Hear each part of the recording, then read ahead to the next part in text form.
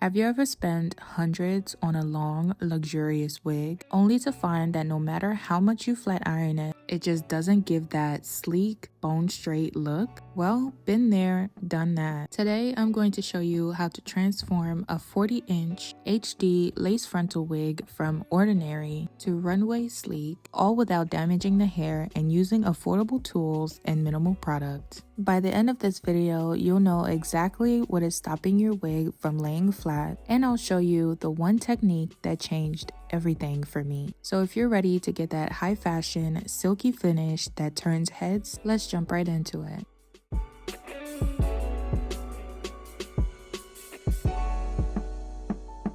Hello gorgeous, welcome or welcome back to my channel. The hair we are working on today is a straight 40-inch HD lace frontal human hair wig from my luxury collection at blessedbeautyhair.net. And as you can see, she's got length, density, and that soft Swiss lace that melts right into your skin. I already went ahead to bleach, pluck, as well as wash and condition the wig and let it air dry overnight. I've been working with human hair wigs for over 3 years now, and trust me, it's not just about the flat iron, but also how you prep the hair. Sleekness starts before the flat iron. If you skip the prep, the hair will puff back up. That's why we'll start with the right sectioning and blow drying techniques. Before we get into that, let's secure the wig to the mannequin head using our T-pins. I pinned 2 into the back of the cap, and then I used a few pins to secure the front of the wig by pinning them directly onto the lace. This helps to keep the wig in place and prevents it from shifting while we are styling. We're now going to section the hair into 2 equal parts before we begin blow drying. I like to do 2 because it saves me the most time, but you can as well do smaller sections if you have thicker hair. Before applying any type of heat, we need to spritz the hair with some heat protectant or apply a heat protecting serum. Applying heat protectant creates a barrier that shields the hair from high temperatures, preventing damage like dryness, breakage, and split ends. I'm splitting the section I just parted off into smaller sections and then generously applying the heat protectant all over.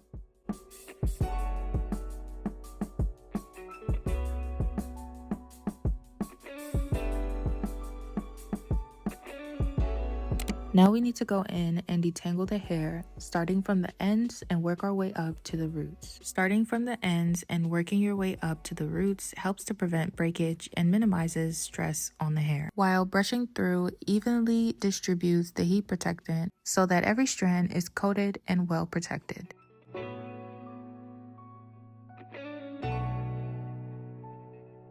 Now that our hair is properly prepped, we can now start blow drying. The hair can be blow dried using the tension method or by using a comb attachment like this one. Using a comb attachment is the fastest and it is the most beginner friendly method because it helps to evenly distribute the heat for you while also continuously detangling the hair. Now start blow drying your hair, starting from the roots and working your way down using the comb attachment. I am using the high heat setting on my blow dryer for a faster and smoother finish. And from here, I'm going to repeat these steps until I have worked my way through this section. Take your time with this and do not skip this step. I know you may think it's optional, which it is, but if you want that super smooth, sleek look, taking the time to stretch the hair first gives the flat iron less work to do, which means you'll have to use less heat to get the hair straight, which results in less damage. I learned this the hard way. When you skip or rush this part and go straight to the flat iron, you'll end up burning the hair cuticles or leaving wave patterns behind. So make sure to get as many of those kinks and waves out of the hair and get the hair flowing in one direction before grabbing the flat iron. Don't cheat yourself out of that bone straight look, sis. Once I was done with that section of hair, I let down the remaining top section and repeated the same steps to this top part of my hair. Repeat these steps for as many sections as you've created until you are through blow drying the entire head of hair.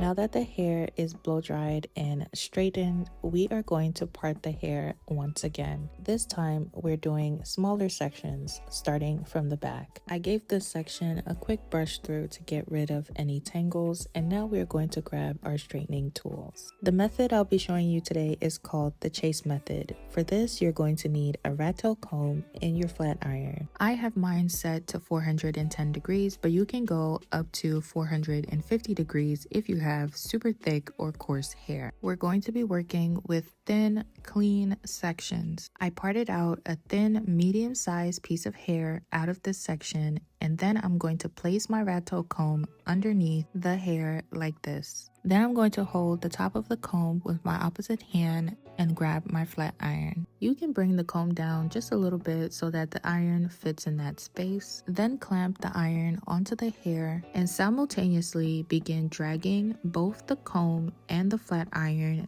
downward in a smooth, continuous motion to press out the hair until you reach the ends. Tracing the comb with the flat iron ensures that all the hairs are going in one direction and ensures even tension and a smoother, sleeker press, opposed to just going in straight with the flat iron by itself. If you find the rat tail comb is too small or a little too tricky to hold on to, you can as well use something bigger like a hairbrush to achieve the same result and avoid burning your fingers. You'll want to press through each section once or max twice, especially when working with super high heat, because going in excessively multiple times can cause severe heat damage and can leave the hair very dry and brittle. Start your sections at the nape and then work your way up. Starting in the back and working your way up keeps everything neat and layered properly. I'm going to repeat this step until I am done with this section.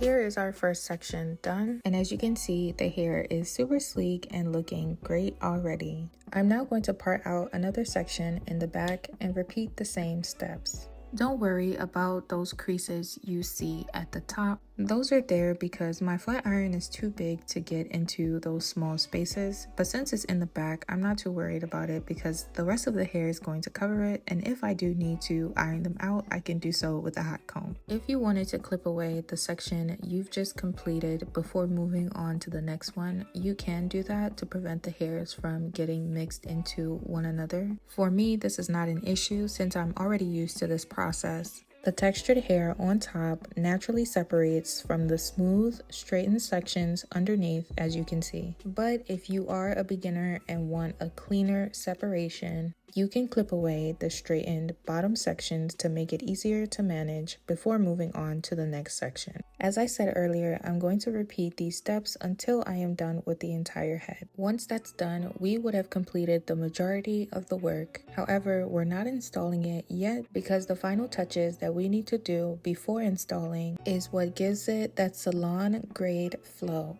And I'll show you that in a second.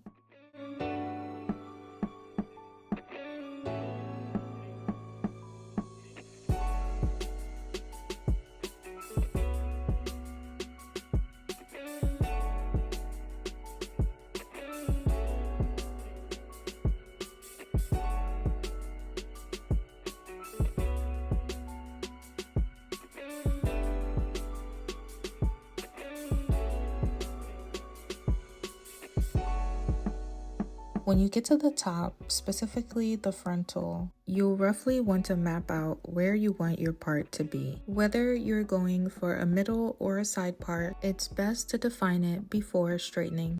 That way, as you press the hair, it has already been trained to lay and flow in the direction you want it to go.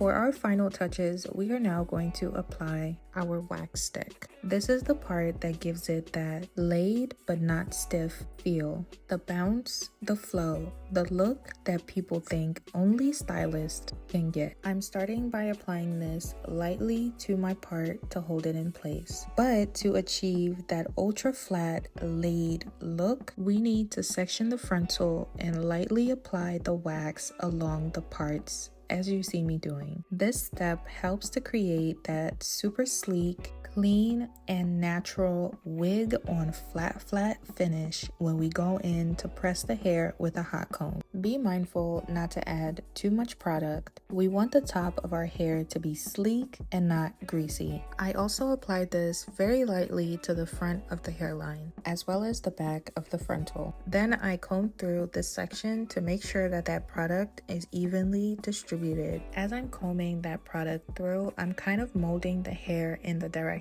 that I want it to go. And once I'm done with that, I went ahead to repeat the same steps to the other side.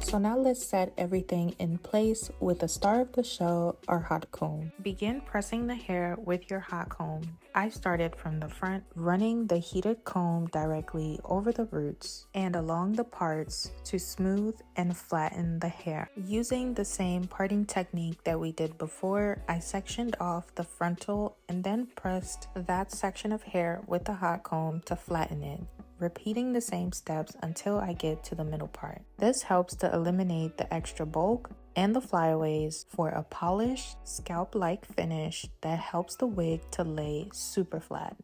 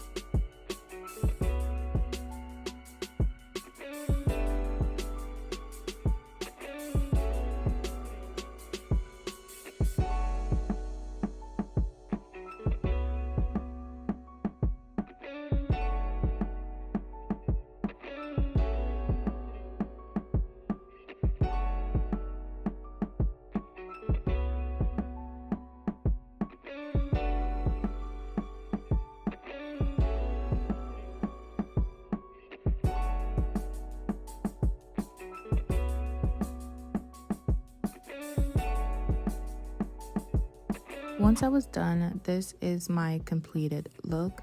As you can see, the frontal is super pressed, sleek, and laid back and ready for install. As a final touch, you can add a lightweight oil or a serum to the lengths of the hair to add some additional shine and give it that polished look. We've reached the end of the video. If this tutorial has helped you to understand and get your wig bone straight like a pro, don't forget to hit that like button and subscribe. If you would like to shop this 40-inch HD wig, I will leave the link in the description box below. Until next time, I love you, but remember, the Lord Jesus Christ loves you more, and I'll catch you on the next one.